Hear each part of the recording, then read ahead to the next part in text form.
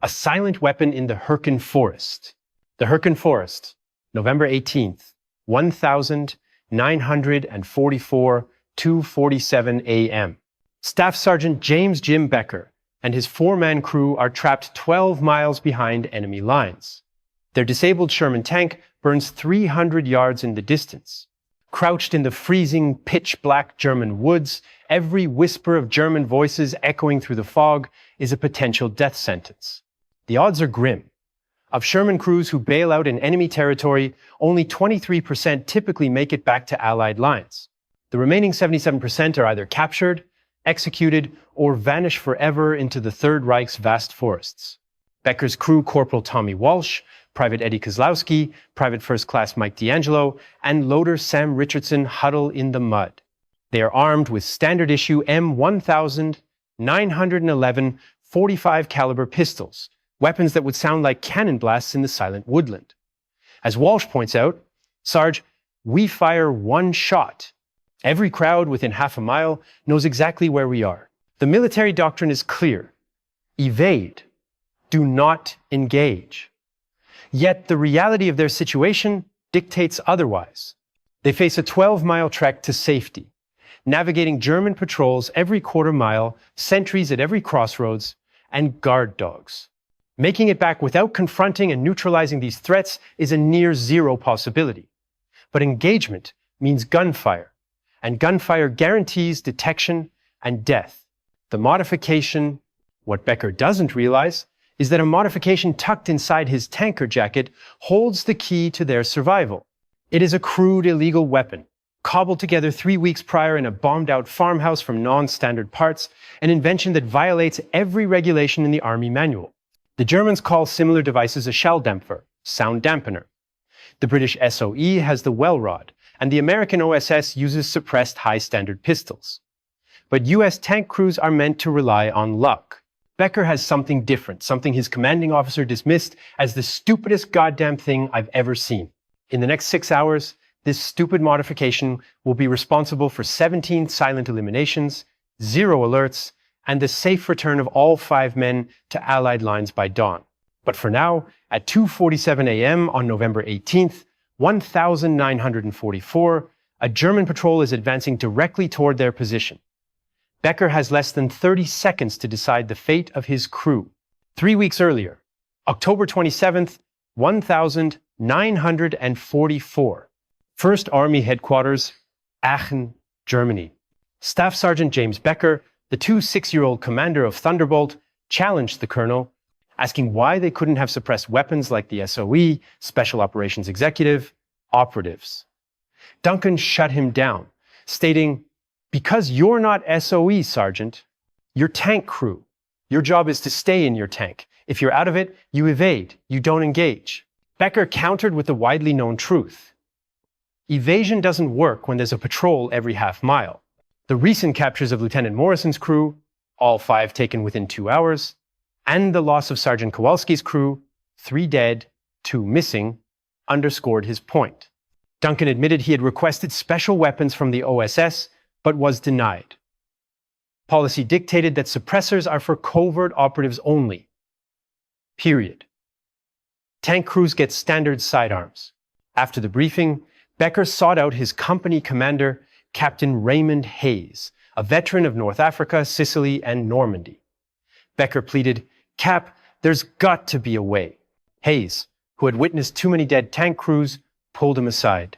He mentioned the British well rod, an integrally suppressed bolt-action pistol quiet as a whisper, and noted that the Germans themselves used suppressors on their Lugers, P-38S, and even some Steyr pistols for night patrols. "So why can't we?" Becker asked. Hayes carefully explained that while officially we can't, unofficially, a British commando friend had tipped him off about a bombed-out Waffen-SS depot roughly 3 miles north, which held a lot of abandoned equipment. When Becker called it salvage, Hayes corrected him. "That's survival, Jim." That night, Becker, Corporal Walsh, and Private D'Angelo, who spoke passable German, conducted an unauthorized reconnaissance patrol. They returned at 0400 with a canvas bag containing scavenged German gear, including 2 damaged Walther P-38S, 3 bent and scorched but intact P-8 Luger suppressors, and a German field manual. D'Angelo immediately began translating the manual. The official military doctrine was unequivocally against any such improvisation. Article 18 of military regulations prohibited the modification of service weapons. Field improvised weapons were unauthorized, and the use of enemy equipment without armor inspection violated supply chain protocol. Every senior officer Becker approached, rejected the idea, warning it was a court-martial waiting to happen. Major General Morris Rose, the 3rd Armored Division commander, was particularly blunt. "Sergeant, your job is to command a tank, not play OSS. You want to survive a bailout? Don't get hit in the first place." The prevailing consensus remained absolute. Suppressors were reserved for spies and commandos. Tank crews behind enemy lines were expected to evade, not fight. The notion of a tank sergeant jury-rigging a suppressed pistol from scavenged German parts was universally condemned. It's not just unauthorized, it's crazy, it's impossible, and according to every regulation in the book, it's illegal as hell. But Becker has seen too many empty bunks, too many letters home, too many friends who never made it back. He starts working on the modification anyway. Staff Sergeant James Becker is not a gunsmith. He's a farm kid from Iowa who joined the Army in 1941 because the crops failed and the factory in Des Moines was hiring. His formal education ended at 10th grade. His mechanical training consists of 3 months at Fort Knox, learning to drive and maintain a Sherman tank.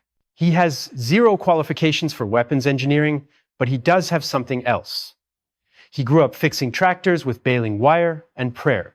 His father's philosophy: if it's broke and you can't afford new, you make it work with what you got. The bombed-out farmhouse outside Aachen becomes Becker's workshop. November 2nd, 1944. He spreads the components on an old workbench. 2 captured Walther P-38 pistols. 3 damaged suppressors meant for Luger P-8S. Tools scavenged from the tank's maintenance kit.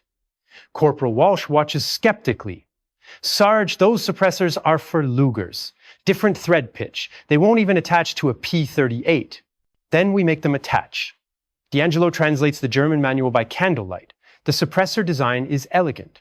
A series of rubber wipes and baffles that trap expanding gases, reducing muzzle blasts from 163 decibels to around 117 decibels.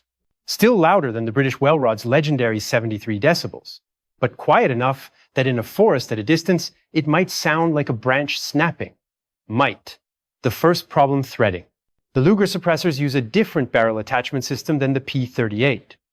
Becker spends 4 days hand-filing adapter threads using a coarse file from the tank's toolkit. His hands bleed. The threads are rough, imperfect. The second problem: subsonic ammunition. Suppressors only work effectively with subsonic rounds.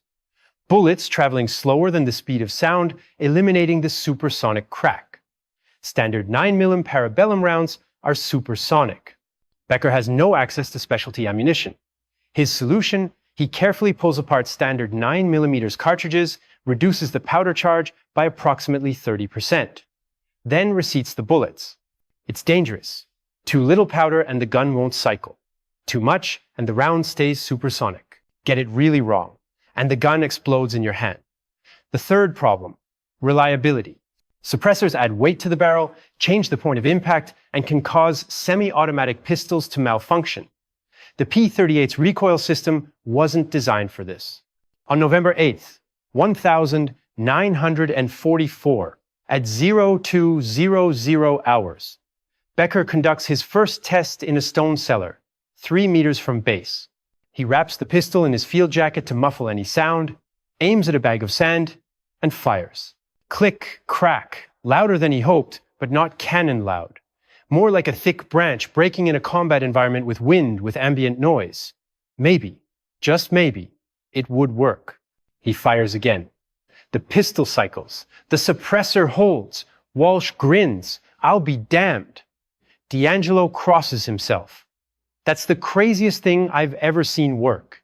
Becker makes 2 functional suppressed P-38S. He carries one, Walsh carries the other. 10 days later, Thunderbolt takes an 88 nit round to the turret, and suddenly the crazy becomes essential. November 12th, 1944. 6 days before the Herkin Forest incident. Captain Hayes spots the modified pistol on Becker's hip during inspection. His face goes white.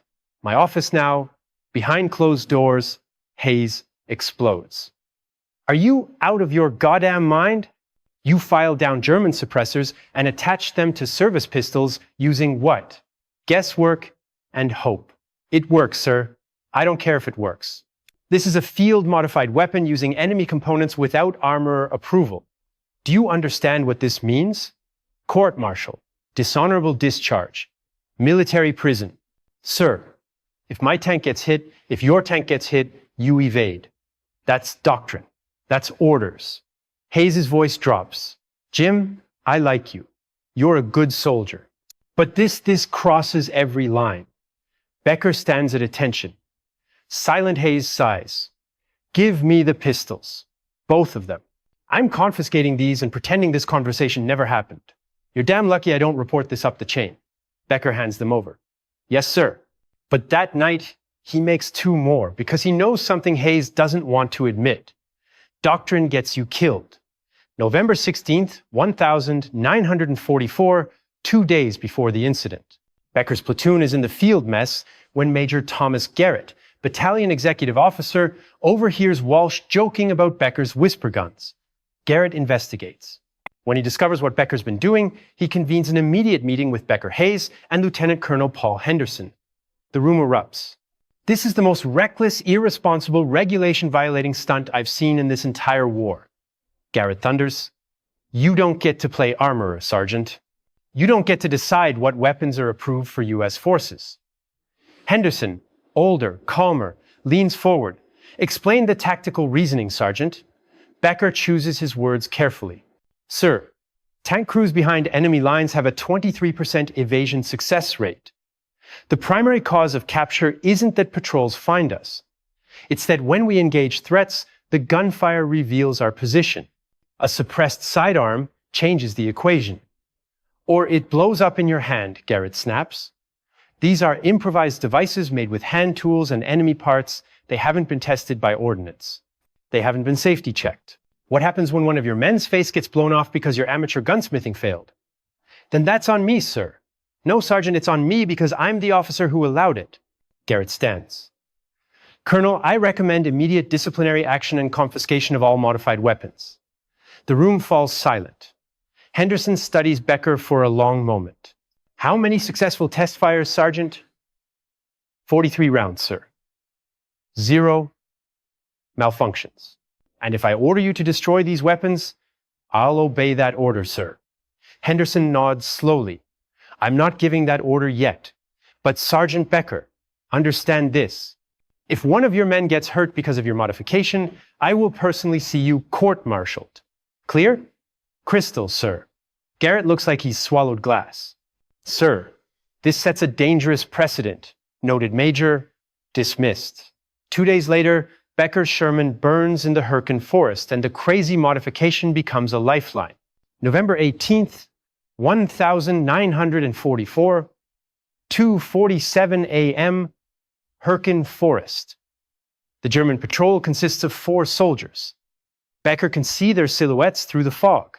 Mauser rifles slung, helmets catching the faint moonlight. They're young, tired, doing their job. They're also between Becker's crew and survival. Walsh whispers, Sarge, we could wait them out. They've got a dog. Everyone freezes. In the darkness, 30 yards behind the patrol, a German shepherd strains at its leash. The wind is blowing toward the Americans. In less than a minute, that dog will smell them. Becker makes the decision. He pulls the suppressed P-38 from his shoulder holster, chambers around slowly, minimizing the metallic sound, and signals Walsh to cover the rear. The protocol for suppressed weapons is specific. Wait until the target is isolated. Single shot, center mass, no follow-ups unless necessary. The patrol splits. 2 soldiers continue forward, 1 stops to light a cigarette. The 4th moves toward the treeing with the dog. Becker tracks the soldier with the dog. 25 yards, 2015. He fires. The sound is different. Not silent, but muffled, like a heavy book dropped on a wooden floor. The soldier drops. The dog whines confused. The soldier with the cigarette turns. Hands. Becker fires again. The man crumples. The other two soldiers spin, raising their rifles, but they don't know where the shots came from. No muzzle flash, no distinctive crack echoing through the trees. Walsh's suppressed P-38 coughs twice. Both soldiers fall. Total elapsed time, 11 seconds. 4 enemy soldiers eliminated. The dog runs off into the forest, and in the eerie silence of the Herkin forest, no alarm is raised. Jesus Christ, D'Angelo whispers. That actually worked. They move quickly, dragging the bodies into the undergrowth. Becker checks his pistol. The suppressor is hot, but intact. The improvised weapon has just passed its first real test. Over the next 6 hours, Becker's crew encounters 3 more patrols. Each time, the suppressed pistols mean silent elimination instead of firefight. Each time no alert is raised, at 6:15 a.m., they reach a German checkpoint on the road to Vosenach. 2 centuries, a wooden barrier. This is the last obstacle before Allied lines 2 miles away. Standard doctrine. Wait for nightfall. Try to bypass, but daylight is coming. In an hour, they'll be visible for miles. Becker and Walsh approach from opposite sides. The sentries are alert, rifles ready, but they're watching the road, not the forest. Becker aims, fires. The sentry drops without a sound. Walsh's target turns at the noise, and Walsh fires twice. The second sentry falls. They're sprinting across the checkpoint when Kozlowski hisses contact vehicle. A German Kubal wagon military jeep rounds the bend. The driver sees the bodies, reaches for his radio. Becker fires on the move. The windshield spiders. The driver slumps, but the passenger is already transmitting. Contact American Sultan by Walsh's final round silences him. The crew runs behind them. They hear the distant sound of vehicles starting. Orders shouted. The alarm is finally raised, but they're already half a mile away. At 7:42 a.m. on November 18th, 1944, 5 exhausted men stumble through American lines near Vosenach. The sentries almost shoot them before recognizing the tanker uniforms. Lieutenant Morrison, whose own crew was captured 3 weeks earlier, stares in disbelief. You made it back from 12 miles behind their lines. Becker nods, too tired to speak. How many did you encounter? 17 hostiles, sir. Multiple patrols, 1 checkpoint, and they never radioed your position until the end. How is that possible? Becker pulls the suppressed P-38 from his holster, still warm. Morrison's eyes widen. What in God's name is that? Something that shouldn't work, sir, Becker says quietly. But it did. If you're finding this story fascinating, hit that subscribe button and ring the bell. These are the untold stories of Moyuku innovation that changed everything. More coming up right after this. The next morning, Becker's crew is debriefed by intelligence officers who can't quite believe what they're hearing. But the bodies at the checkpoint tell the story. 17 confirmed eliminations. 0 alerts until the final contact. 5 men home alive. November 19th, 1944, 3rd Armored Division Headquarters. Stolberg. The conference room is packed. Major General Maurice Rose sits at the head of the table. Colonel Henderson, Major Garrett, Captain Hayes, and Staff Sergeant Becker. Standing at attention, the 2 improvised suppressed P-38s on the table between them. Rose picks up one of the pistols, examining it carefully. This is what you used? Yes, sir. And you made this yourself from German parts? Yes, sir. Captured Luger suppressors modified to fit the P-38 platform, hand-filed threading, reduced powder loads for subsonic velocity. Major Garrett interjects. General, this weapon has never been tested by ordnance. It violates supply chain protocols, modification regulations, and Rose holds up a hand. Major, I'm less interested in regulations and more interested in results. Sergeant, walk me through the technical specifications. Becker explains. The suppressor reduces the 9mm report from approximately 163 decibels to roughly 117 decibels.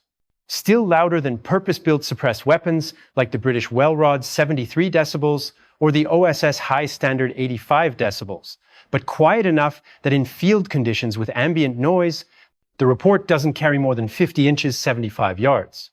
The key is the subsonic ammunition. Becker continues. Standard 9mm breaks the sound barrier, creating a supersonic crack. By reducing the powder charge, the bullet stays subsonic. You lose velocity down from about 1,200 feet pers to around 950, but you eliminate the crack. What you hear is just the mechanical action and the muffled gas expansion. Reliability, Rose asks. 43 test rounds before the mission, 23 combat rounds during the mission. 0 malfunctions, sir. Colonel Henderson adds, General, I've had our armorer examine these weapons this morning. His assessment is that while unorthodox, the modifications are mechanically sound.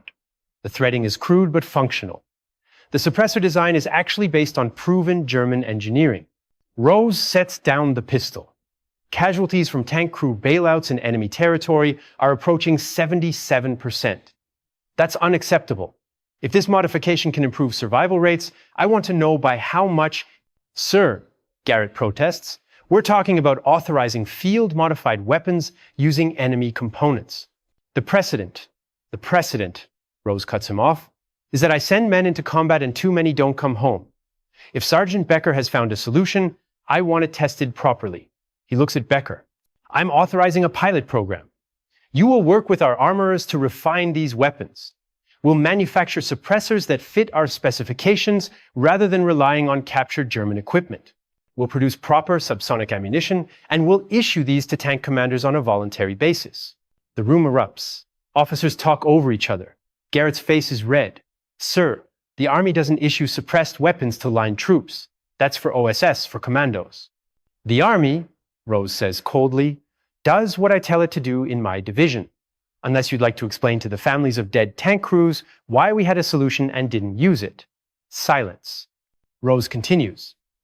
This program is classified. We're not advertising that we're arming tank crews with suppressed weapons, but we're doing it. Captain Hayes, you'll oversee implementation. Sergeant Becker, you're temporarily reassigned to work with ordnance. Questions? No one speaks. Dismissed. Becker, stay behind. When the room clears, Rose's demeanor softens slightly. You took one hell of a risk, Sergeant. If that weapon had failed, if one of your men had been injured, I know, sir, but it didn't fail. And 5 men are alive because of it. Rose pauses. Off the record, I lost a good friend at Villers-Bège. His crew bailed out, got captured, because they couldn't engage patrols without giving away their position. If he'd had what you made, Rose's jaw tightens. Well, he didn't, but maybe others will. Yes, sir. Over the next 3 weeks, working with Army armorers, Becker helps refine the design. They manufacture 30 suppressed P-38 pistols with properly machined threaded barrels. They produce 2,000 rounds of subsonic 9mm ammunition. They issue the weapons to tank commanders in the 3rd Armored Division on a volunteer basis. The testing data is remarkable. Before suppressed weapons, 23% successful evasion rate for tank crews behind enemy lines. After implementation, 67% successful evasion rate among crews equipped with suppressed sidearms. Combat effectiveness, 94% first shot stops at ranges under 25 yards. Acoustic signature confirmed non-detection at ranges exceeding 75 yards in field conditions. Reliability, 97. 3% across WO, 47 combat rounds fired. December 16th, 1,944. The Battle of the Bulge begins. German forces punch through American lines in the Ardennes. Dozens of Allied tanks are destroyed or disabled in the first days. But among the 3rd Armored Division, tank crews now carry an edge their German counterparts don't expect. Lieutenant Frank Morrison, whose crew was captured in October, is now commanding a new Sherman. When his tank is disabled outside Bastogne on December 22nd, he and his crew bail out in German-held territory. Using the suppressed P-38, they eliminate 6 enemy soldiers over 3 days, reach Allied lines, and Morrison later writes in his report, "The suppressed sidearm made the difference between capture and survival. We engaged hostiles at ranges between 15 and 30 yards. Not once did we alert nearby German positions. I strongly recommend continued issue of these weapons." Corporal Eddie Kozlowski, Becker's original gunner, uses his suppressed P-38 on January 8th, 1945, when his new tank crew is trapped in a farmhouse outside Street 5. Two German soldiers enter for inspection. Kozlowski eliminates both silently. The crew escapes. By war's end, the 3rd Armored Division has issued suppressed sidearms to 127 tank commanders. The survival rate for crews bailing out behind enemy lines increases from 23% to 64% among those equipped with the modified weapons.